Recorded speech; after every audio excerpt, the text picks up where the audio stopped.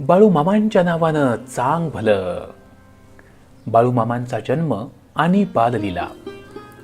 संत बाळूमामांचे आईवडील म्हणजेच श्री मायाप्पा आरभावे आणि त्यांची पत्नी सौ सत्यवा. बाळूमामांची आई सत्यवा मोठी भाविक होती. तिचं माहेर आप्पाचीवाडी.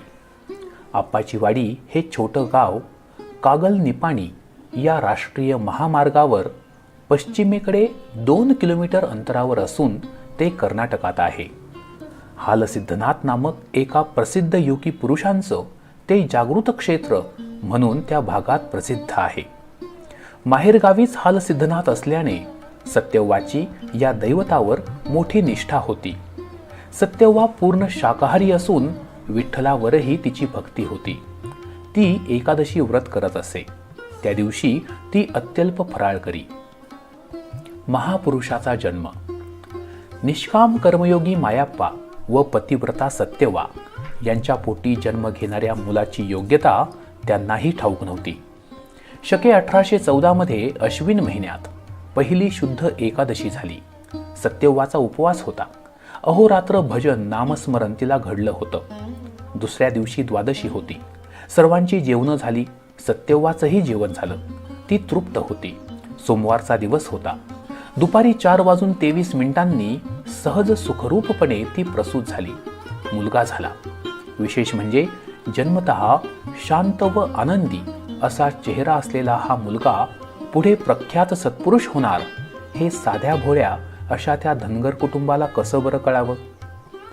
सिद्धपुरुष मातेच्या उदरातून जगात प्रकट होताच हसत असतात असं शास्त्रात म्हटलं आहे. पुत्ररत्न लाभामुळे माता पित्यांना मोठा आनंद झाला. सर्वत्र साखर वाटण्यात आली. बारशाचा समारंभ झाला व मुलाचं नाव बाळाप्पा असं ठेवलं. मंडळी, बाळूमामांच्या बाललीला जाणून घेण्यापूर्वी व्हिडिओला लाईक नक्की करा आणि कमेंटमध्ये बाळूमामांच्या नावानं चांग भलं नक्की लिहा. लोकविलक्षण बाललीला. बाळाप्पा सुदृढ प्रकृतीचा होता. त्याचं खाण्यापिण्याकडे फारसं लक्ष नसे. तो हट्टी नव्हता. त्याचा मोठा भाऊ भैरू.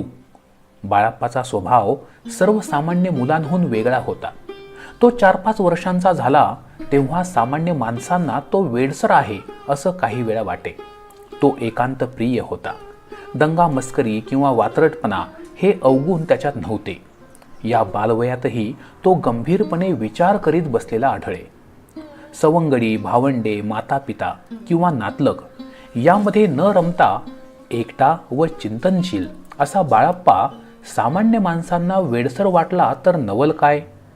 महाराष्ट्रातील प्रसिद्ध संत समर्थ रामदास स्वामी हे सुद्धा बालवयात काही दिवस बेपत्ता झाले.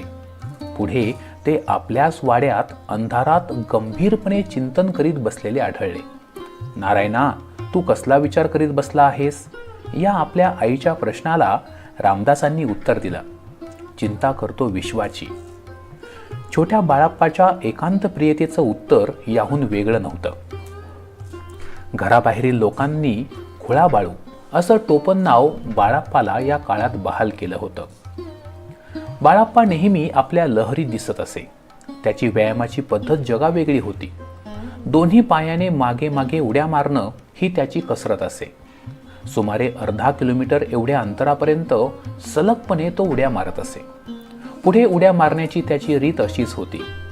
तो इतरांशी जेमतेम बोले. घरच्या मंडळीत फारच थोडा वेळ मिसळत असे. अशा एकूण प्रकारांमुळे बाळाप्पाला भूत लागलं आहे, वारं झालं आहे असं समजून वडील मंडळींनी मांत्रिक आणले. त्यांनी आपले प्रयोग केले. तथापि बाळाप्पा होता तसाच होता. देवर्षी, ज्योतिषी, बुवा, महाराज यांच्याकडून बाळाप्पाला झालेली बाधा काढण्याचे प्रयत्न होत होते. त्यापायी मिरचीचा धूर देखील त्याला खावा लागे. तो सर्व सोसत असे. त्याची तितिक्षा असामान्य होती. बाळाप्पाच्या बालपणातील समग्र हकीकत उपलब्ध नाही. तथापि त्याचे समवयस्क लोक सांगत त्यावरून काही माहिती खात्रीलायक मिळाली आहे.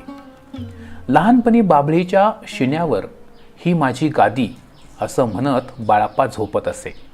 काटेरी कुंपणाला टेकून बसून ही माझी खुर्ची असं म्हणत असे. एखाद्या वृक्षाच्या शेंड्यावर बसून हे माझं शिखर आहे असं बाळाप्पा म्हणत असे. वडिलांनी बाळाप्पाला गुराख्याचं काम लावलं. आपला मुलगा इतर शहाण्या मुलांप्रमाणे व्यवस्थित असावा असं कोणा बापाला वाटत नाही. मायाप्पांनी बाळाप्पाला वळण लावायचं ठरवलं. मायाप्पा स्वतः शेती सांभाळून गाडी भाडं मिळवून कुटुंबाचा उदरनिर्वाह चालवित. जैन म्हणजेच गुजर व्यापारी चंदूलाल शेटजी अकोळ्यात होते. त्यांच्या घरी जनावरं राखण्यासाठी बाळाप्पाला चाकरीवर ठेवण्यात आलं. धनगराचं पोर म्हणून 15 वर्षाच्या बाळाप्पाला राहण्यासाठी गोठ्याचा एक कोपरा दिलेला होता. त्याला जेवण्यासाठी एक थाळी व पाण्यासाठी तांब्या दिला होता. त्या थाळीला एक छिद्र पडलं होतं. ती थाळी व तांब्या बाळाप्पा घासून पुसून लखलखीत ठेवीत असे. त्या वस्तू एका कोनाड्यात ठेवलेल्या असत. रात्रीची वेळ होती. दिवसभर दमलेला बाळाप्पा झोपला होता. शेटजीची आई काही कारणासाठी गोठ्यात गेली. तिला एक नवलपूर्ण दृश्य दिसलं. गोठ्यात दिवा नसूनही लख्ख प्रकाश पडला होता. त्या प्रकाशाचा उगम थाळीच्या छिद्रातून एखाद्या बॅटरीप्रमाणे असल्याचं जाणवत होतं. त्या प्रकाश झोतात त्या बाईला त्यांच्या बस्तीचं म्हणजेच जैन मंदिराचं दर्शन झालं. ती थाळी सामान्य वस्तू नाही अशी तिची भावना झाली. तिनं ती थाळी व तांब्या अतिपवित्र वस्तू मानून आपल्या देवघरात पूजेत ठेवल्या. बाळूमामांना दुसरी थाळी दिली. ते मामांना काही आवडलं नाही. मामा ते काम सोडून घरी आले. योगायोग असा की थाळी पूजेत ठेवल्यापासून शेटजींची व्यापारामध्ये भरभराट होत चालली. बाळाप्पाच्या इच्छेविरुद्ध लग्नाचा आग्रह. बाळाप्पाचा मोठा भाऊ भैरू व लहान भाऊ भीमाप्पा. बाळाप्पा चाकरीवरून घरी परतला त्यावेळी भैरूचं लग्न झालं होतं. तो 7वी पर्यंत शिकला होता. कपडे शिवण्याचा व्यवसाय त्यानं सुरू केला होता. आता बाळाप्पाच्या लग्नाचा नंबर होता. त्याचे वडील म्हणत, एकदा बाळूचं लग्न केलं म्हणजे मी काळजीतून मोकळा होईन. लग्नानंतर बाळू सुधारेल, मग कदाचित व्यवस्थित प्रपंच करेल. म्हणूनच आपल्या बाळूला ते लग्नाबद्दल विचारत. बाळू सुमारे 20 वर्ष वयाचा असावा. बाळू, तुझं लग्न करूया. या वाक्याला उत्तर म्हणून बाळू म्हणे, माझ्यासारख्यांची लग्न सुखकारक होत नसतात. माझं लग्न नको. वडिलांनी आग्रह केल्यावर बाळू म्हणे, मी लग्न करणार नाही म्हणजे नाही. पण बाळूचं कोण ऐकणार? बराच वादविवाद झाल्यावर बाळू रुईचंदूरला गेला. 1-2 महिन्यांनी आईवडील तेथे गेले.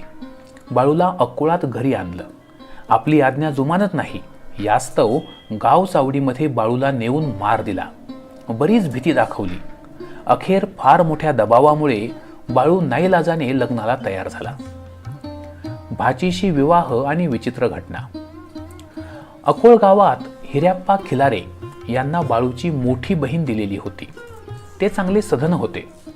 बहिणीचं नाव गंगूबाई होतं. गंगूबाईला सत्यव्वा नावाची कन्या होती. या कन्येशी बाळूचा विवाह करण्याचं निश्चित ठरलं. दोन्हीकडील मंडळी एकत्र जमल्यावेळी बाळूने भावी सासऱ्याला म्हटलं, तू माझे याप्रमाणे लग्न करशील तर लवकरच मुसरं पाणी म्हणजे खरकट पाणी पिऊन तू मरशील आणि तुझं मढं माझ्या लग्नाच्या मांडवातूनच जाईल. बाळू काहीसा वेडपट आहे असं सारेजण समजत असल्यामुळे त्याचं बोलणं मनावर घ्यावं असं कोणासही वाटलं नाही.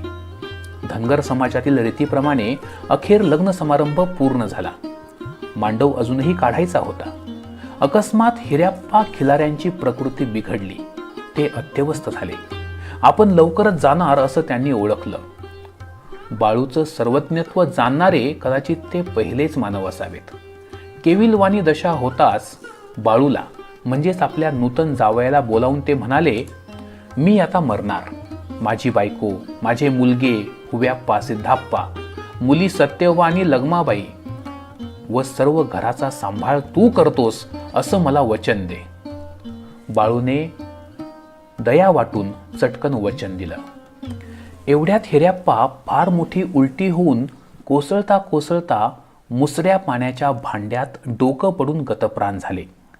त्याचे प्रेत बाळूच्या वाणीप्रमाणे खरोखरच लग्नाच्या मांडवातून गेले. मामांची निर्विकल्प समाधी आणि इतरांचा गैरसमज. बाळूचे सासरे वारले. त्यानंतरच्या काळात बाळूने विचित्र लीला आरंभली. तो मृतासारखा पडून राहू लागला. देह जिवंत असल्याचं कोणतंही लक्षण शिल्लक नसल्यानं गोंधळ माजे. स्त्रिया व मुले रडून आक्रोश करू लागत. पुरुष माणसे पुढील व्यवस्था करण्यासाठी हालचाली सुरू करत. एवढंच नव्हे तर तिरडीवर देह ठेवून उचलू लागत. तोच झोपेतून जागा झाल्याप्रमाणे बाळू संपूर्णपणे ठीक असा हालचाली करू लागे. वरील प्रकारचा विचित्र खेळ लग्नानंतर 1 आठवडाभर बाळूनं केला, असं बाळूच्या गावचे समकालीन वृद्ध लोक सांगतात. असं घडणं अशक्य नाही. दक्षिणेश्वरचे रामकृष्ण परमहंस साधक दशेत सहजासहजी निर्विकल्प समाधी लावत. त्यामुळे देह मृतवत झाल्यासारखा होई, ही गोष्ट प्रसिद्ध आहे. स्वामी विवेकानंदांना प्रथमच निर्विकल्प समाधी लागली तेव्हा नरेंद्र मरण पावला आहे असं इतरांना वाटलं होतं. बाळूमामांच्या चरित्रातील ही घटना साप खोटी असं म्हणणं म्हणजे मोठा अविचार होईल. मामा जन्मसिद्ध योगी असल्याने